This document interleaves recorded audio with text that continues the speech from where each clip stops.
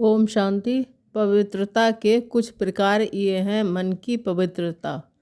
सदैव ईश्वर श्रीमत प्रमाण ही संकल्प करना, शुभ भावना, शुभ कामना, दातापन की भावना, सदैव स्वयं, दूसरे और विश्व के प्रति श्रेष्ठ संकल्प ही करना।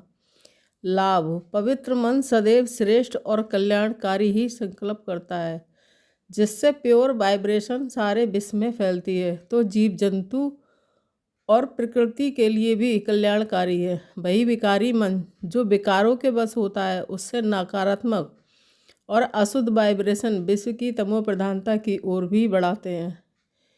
ग्लोबल वार्मिंग के मुख्य कारणों में हमारे मेंटल एनर्जी का दूषित होना भी है। हमारे विचारों से ही समाज का निर्माण होता है। गैसों के साथ हमारे मानसिक व्यष्टि के कारण भी पर्यावरण प्रदूषित होता है। तन की पवित्रता। ब्रह्मचर्य का पालन करने से हमें शारीरिक, मानसिक, आध्यात्मिक लाभ होता है। हमारी बहुत सारी ऊर्जा बच जाती है, फलस्वरूप हमारी आयु लंबी होती है। ब्रह्मचर्य का पालन करने वाले मानव सदा निरोगी और स्वस्थ होते हैं। उन्हें हर जगह मान सम्मान और यश की प्राप्ति होती है। बाबा ने हमें सिर्फ ब्रह्मचारी नहीं अपितु ब्रह्मचारी बनाया है, और हम सबसे श्रेष्ठ हैं। पवित्र भोजन। जैसा मन वैसा मन। हमारे भोजन का प्रभाव हमारे मन पर भी पड़ता है। तामसिक भोजन मन को विकारी बनाता है, वहीं शुद्ध सात्विक मन एक स्वस्थ शरीर और मन दोनों के निर्माण में सहायक है।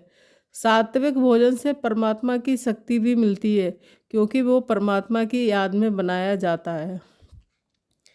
कर्मों की पवित्रता। ज्ञान के सागर शिव बाबा ने हमें कर्मों की गुह्य गति का ज्ञान दिया है।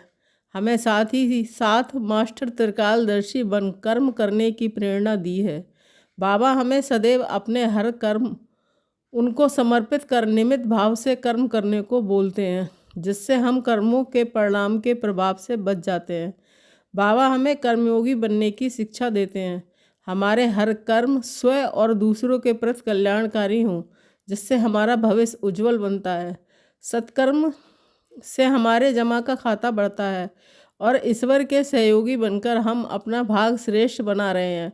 बाबा हमें कर्मों में भी अहिंसा की सेवा देते हैं। ना किसी को दुख देना, ना दुख लेना, सदा दूसरों की सेवा कर दुआ का खाता बढ़ाना और सबको परमात्मा के बताए मार्ग पर चलने की शिक्षा देना। अपने प्रैक्टिकल जीवन से बाबा को प्रत्यक्ष करना ही हमारा आध्यात्मिक जीवन का उद्देश्य है।